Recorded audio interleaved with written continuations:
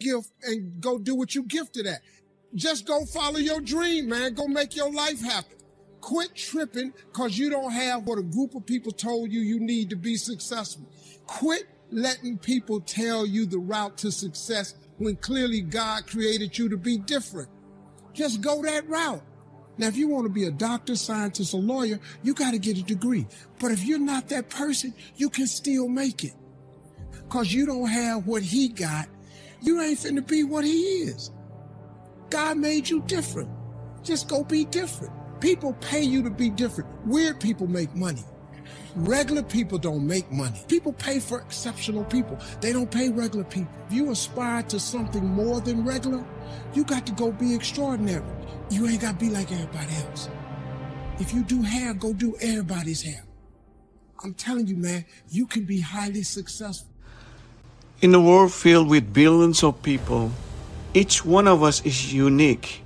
We all have our own strengths, weaknesses, dreams, and aspirations.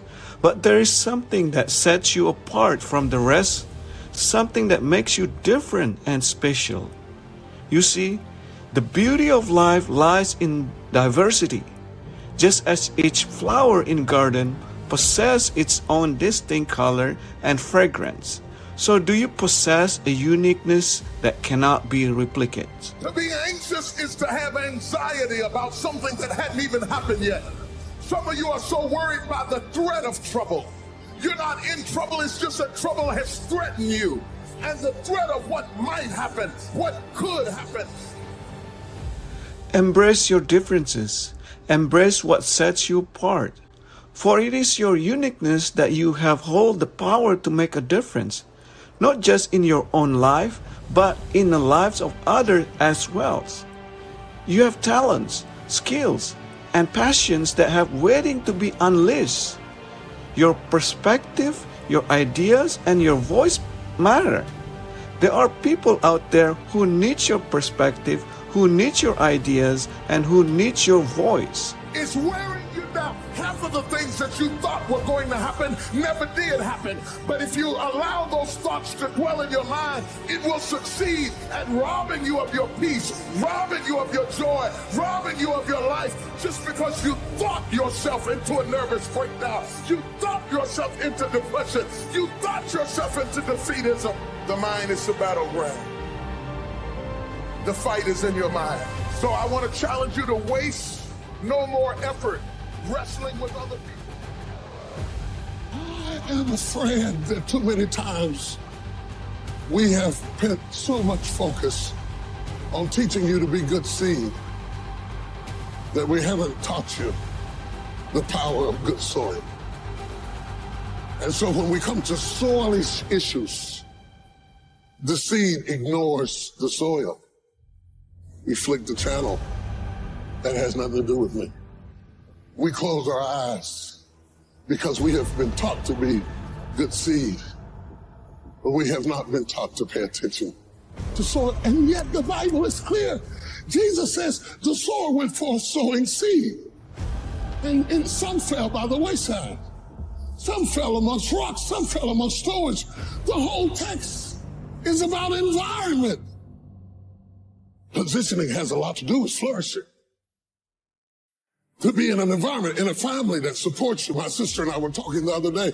I was telling her what an amazing person she is, that all of our lives together and all the things that God did in my life, not once in all of the years that I've known her, and she was there when Mama had me, have I ever known her to be jealous of me. Not once, not ever. She has always been my cheerleader and my greatest fan. And she said, how can I be jealous of you? You're my brother. I said, a lot of people have siblings that hate them, that are jealous of them, that hope they choke. And some of my development has to be that God planted me in an environment of people that supported me. My brother, my sister, my mother, my father, they all supported me. You can have good seed, but if you've been in bad soil, people who hated you, environments that denied you, education that underserved you, communities that limited you, mentalities that poisoned you. Remember, the world needs what you have to offer. You have purpose, a unique role to play in the grand tapestry of life. This old proverb notion that I become what I think about all day long. And once you know that what you think about is what expands, you start getting real careful about what you think about. You don't allow your thoughts to be on anything that you don't want, or that you wouldn't want to have manifest or show up for you in your life. I used to start the day reading the morning newspaper. I mean, you can believe that or not. I'd load up on wars and riots and murders, bank robberies and muggings, car wrecks and tragedies. I'd load up on all that, and then I'd start the day. You can imagine the kind of days I used to have. The guy says, I want to be a great leader. The first thing we do is follow him to his house. We walk in and check his library.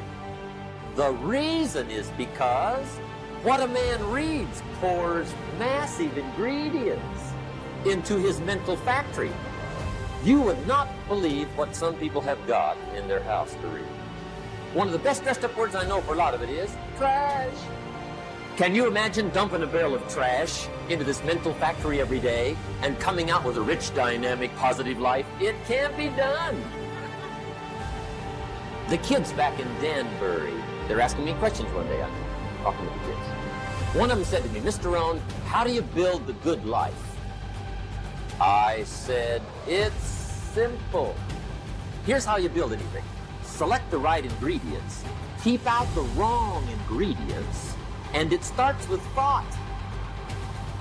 So you must be wise and careful what you think about, because that starts everything. I asked the kids, what would happen if somebody dropped sugar in my coffee? They said, well, you'd be okay. What if somebody dropped strychnine in my coffee? They said, well, you'd be dead. Lesson 1. Life is both sugar and strychnine. I said, what if my worst enemy drops in the sugar? They said, well, you'd be okay. What if my best friend drops in the strychnine? They said, well, you'd be dead. Lesson 2. Watch your coffee. See, it doesn't matter who hands you the bad stuff. Mr. Schoaf gave me one of the greatest phrases when I first met him when he said, Jim, stand guard at the door of your mind. And you decide what goes into your mental factory. Don't let anybody just dump anything they want to in your mental factory, because you've got to live with the result. If your soil wasn't... Don't be afraid to pursue your dreams. Don't be afraid to take risks. The paths may not always be easy, but the reward will be worth it. Trust in yourself and your abilities. Right. It doesn't mean that you're not right, but if your soil wasn't right, it's going to affect how you root and how you grow. And you might grow a little bit. The Bible says you can grow for a while, but then Embrace your difference, celebrate your individuality, and let your light shine bright. Your journey is yours alone, and the impact you make will ripple far beyond what you can imagine. Remember, you have the power to create a better tomorrow, so go out there and make it happen. These are the quotes from the motivational quotes. Les Brown said, "You must be willing to do things today others won't do it in order to have things tomorrow others won't have it."